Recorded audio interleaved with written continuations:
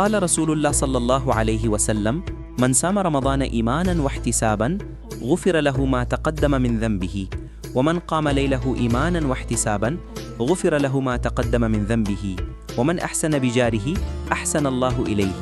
বাংলা অর্থ, রাসূলুল্লাহ সাল্লাল্লাহু আলাইহি ওয়াসাল্লাম বলেছেন, যে ব্যক্তি ঈমানের সঙ্গে এবং আল্লাহর সন্তুষ্টির উদ্দেশ্যে রমজান মাসে রোজা রাখে তার পূর্বের সমস্ত পাপ ক্ষমা করা হয়। যে ব্যক্তি ঈমানের সঙ্গে এবং আল্লাহর সন্তুষ্টির উদ্দেশ্যে রমজানের রাতে নামাজ পড়ে তার পূর্বের সমস্ত পাপও ক্ষমা করা হয়। যে ব্যক্তি তার প্রতিবেশীর সাথে ভালো আচরণ করে আল্লাহ তাআলা তার প্রতি দয়া ও রহমত বৃদ্ধি করেন।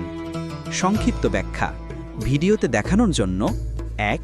রমজানের রোজা শুধু ক্ষুধা তৃষ্ণা না থামানো, বরং আল্লাহর সন্তুষ্টির জন্য ইবাদত। ২. রাত্রি নামাজ তারাবি রাতে নামাজ আদায় করা মহান ইবাদত। যারা এটি মন দিয়ে করেন আল্লাহ তাদের অতীত পাপ ক্ষমা করেন। ৩.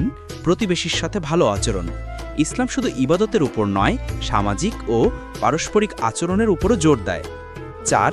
যারা এই ৩টি পালন করে তাদের জীবন ও পরকালে বরকত